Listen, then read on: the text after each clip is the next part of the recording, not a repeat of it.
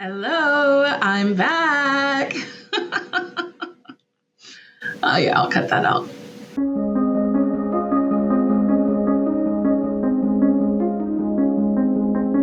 Hello and welcome back to Simple Tech Media Podcast. I am Tina and I am alone today. I hopped on. I didn't even tell Nikki that I was going to record, and I thought I would give you all kind of a heads up of what's going on behind the scenes for myself.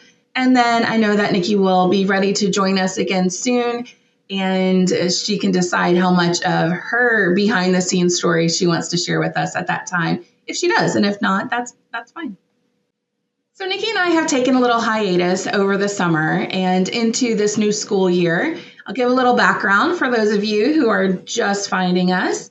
Nikki and I have created Simple Tech Media in an effort to help make the connection between technology and the everyday person a little bit easier. Now, this last year, Nikki and I have gone through the process of just kind of dabbling into this idea of our Simple Tech Media company. We went into this last year with this idea that we knew it wasn't going to be perfect, but we just wanted to put our foot in the water, dip our toes in the water, get the feel of what it might look like for us, how much time it might take behind the scenes for us, come up with the plan. And we have constantly been reevaluating, adjusting, adapting, so on and so forth. At this point right now, we both have gone through major career transitions over the past few months. End of May, early June, we put out our last podcast episode that you may or may not have seen. And in that episode, we talked about both of us making some major career changes. Nikki actually moved, and so she's moved across the country. She's been going through that process. She has started a new position, and that is not something that I plan to talk about today. I have spoken with Nikki. We've texted each other. She is doing great. I've had a lot of people reach out and say, "How's Nikki?" She's doing great. She's getting used to her new position, and she's getting used to her new location, all of those things. And if any of you have ever moved, you will know how much it takes out of you to do all of that. She's also told me behind the scenes that she is working on some ideas that she has for videos for us. I know that you all really like the videos that she does. She does a great job with it, and she has some plans. Now, the last time we spoke, I did mention that I was transitioning as well in my career. And I am no longer teaching full-time. I am still teaching part-time as an adjunct faculty member. So I still have my foot in the door with education, and I am really enjoying that right now. We'll see how long I continue on with that. But for right now, for the indefinite future, I plan to teach at least a couple of classes a semester. It'll help me stay relevant with what's happening in the field, and it will force me to keep those connections with college age students. And honestly, it really is good for me to have the ability to see people face to face on a regular basis, to make those connections. And so I'm really enjoying that part of the change that I've made. I only teach on Tuesday, Thursdays right now, and I really love it. On Mondays, Wednesdays, and Fridays, I have another job that I am doing, and I get to work from home for it. So this is something that I've really felt the pull for probably the last 2 years or so, but really this last year, I really kept feeling this pull to try to find a position where I can work from home, get experience doing that. And it's more than me just staying home and not wanting to go out anywhere, which honestly, that's a perk for somebody who likes to just be home. I am a homebody. But it's also to be able to pass on information about that to others. If you're like me, you have seen on different social media platforms all of these accounts that come out and they'll say, "Oh, it's so easy to work from home. You have all these opportunities. You can, buy these products and it'll wiggle your mouse and you don't even really have to do anything. You get paid for it." And to me, that's a huge red flag. Why would I want to be in a position where I don't actually have to do any work to get paid? Now, the lazy part of me might be intrigued by that, but the professional part of me, I want to be good at my job and I want to do a good job for somebody. There is something to be said for a job well done. And I I can't imagine wanting to be in a position where I wasn't using my brain each day, doing the best that I can for the person, the entity, the company, whoever it is that I'm working for. And so I just feel like it's a good way for me to gain experience and to have more of an understanding of the process of working from home, some of the pros and cons for working from home. And I have started a position and I am absolutely loving it. So this summer, I went through the process of looking for a virtual assistant position. And if you have our Facebook page that you follow or Instagram, you might have seen that I put out some information that I was dabbling in this field. Virtual assistants are so popular right now, and I was just really curious to see how saturated that field is. And I was not surprised at the saturation. I am shocked at how many people still try to act like there aren't a million people trying to get these few jobs that are going out there. Switching into the virtual assistant arena is a difficult process that I did go through this summer. And for me, it was just kind of a science project to be able to see the process. I love getting hands-on and really getting a feel for what's going on out there. But I just wanted to take this time with this episode to talk about the process of going into a virtual assistant position, the things that I've seen, the things that to me are red flags, things that just some advice that if I can pass along, I will. And I come to the other side of it telling you that I did find a position that I am working in and I absolutely love it. Now, disclaimer, I will never give specifics about places that I applied for. I will never give specifics about the places I currently work for. I will just kind of give an overview of the process, things that I saw, and hopefully it'll help somebody who might also be thinking about transitioning into the virtual assistant arena. And it really is an arena from what I can see. Now, with my background, I have bachelor's degrees in medical office administration and legal office administration, which would transition very easily into a virtual assistant position. Now, one of the things that I have found is that there are a ton of courses out there for people to purchase if you're wanting to go into virtual assisting. I actually purchased one of the classes that I came across. And for the most part, I think that it's been pretty helpful. One of the frustrations that I would say for me has come with it is that the training that you're paying for, first of all, it's not cheap. It is an investment in your career. And, I knew that going into it. A lot of what they were saying were things that I'm already familiar with based on just my background, which was fine. I knew that going into it. I just wanted to see how they were kind of marketing this to the everyday person who is wanting to sign up for a virtual assistant type position. And there was this add-on that you could do to have access to this extra training specific to different softwares that might be used in a virtual assistant position. I think the biggest frustration for me with investing in the extra training courses was that they're not up to date. And that is something that for myself, I can work around. That's fine. I think for other people who are really, truly relying on this to help them learn how to be in this field, to me, that is a frustration.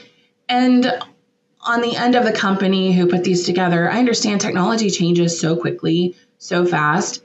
I understand that they're not going to be able to keep it up to date within the month or whatever. But for some of the classes that are included in this subscription that you're paying for, it is expensive for them to be years off from being updated. To me, it's just kind of frustrating because you could go to YouTube and you could find things that are probably a little bit more up to date.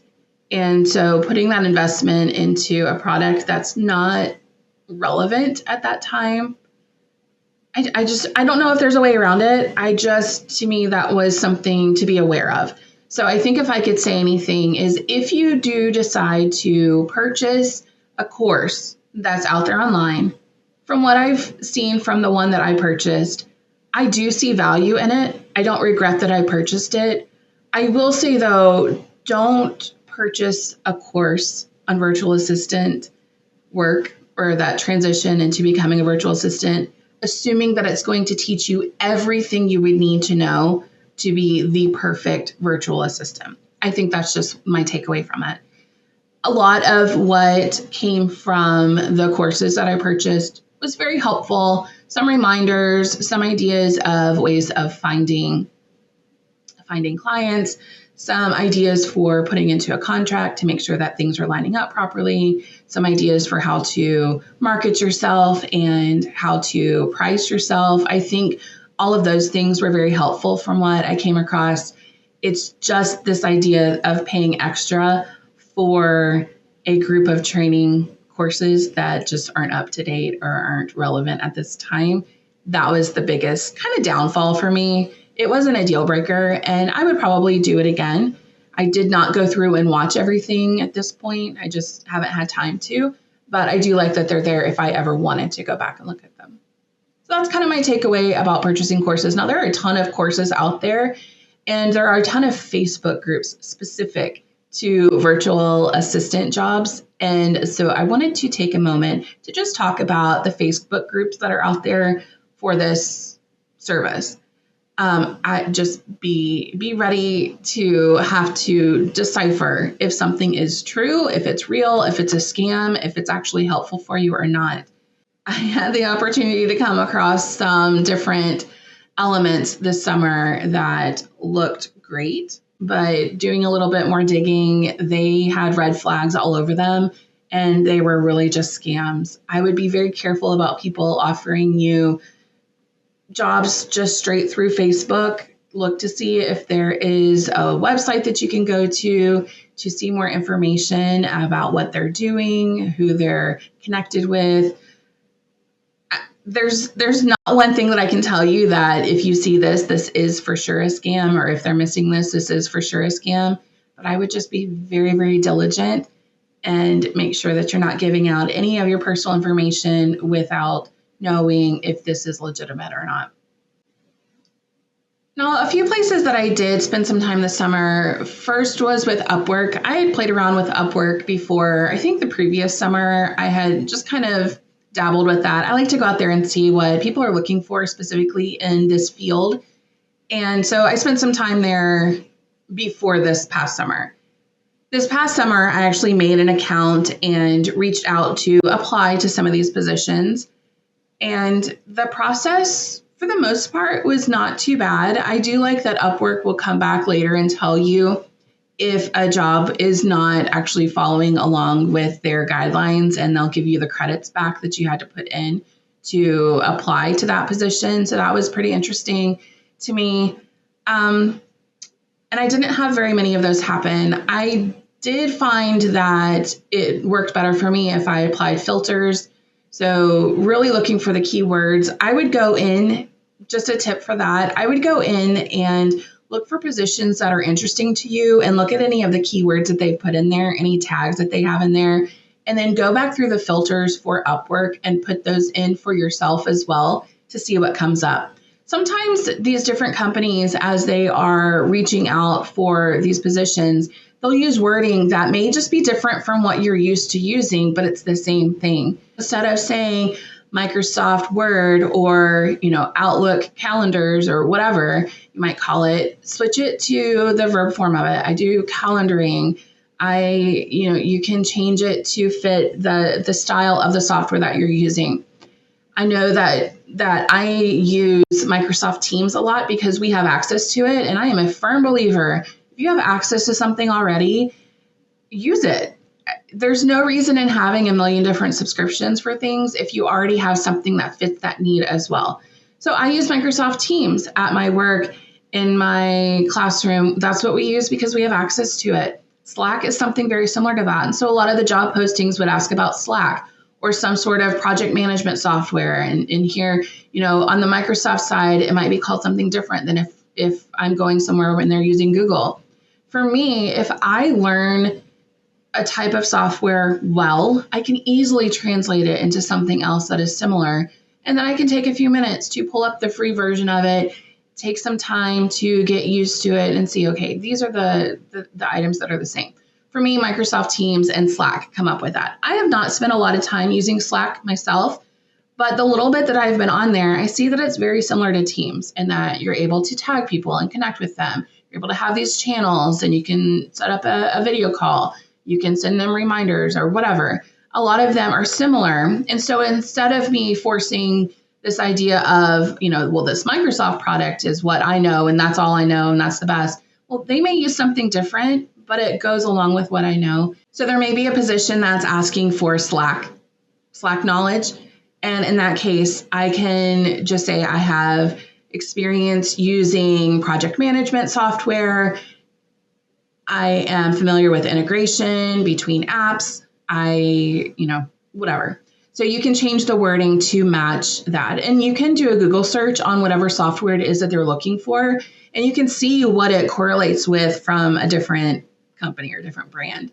So what is this from the Microsoft side as opposed to the Google side, those sort of things, and then make yourself just change the wording on your resume or on your portfolio or whatever it is that you're sending out to make it fit that need for that type of software.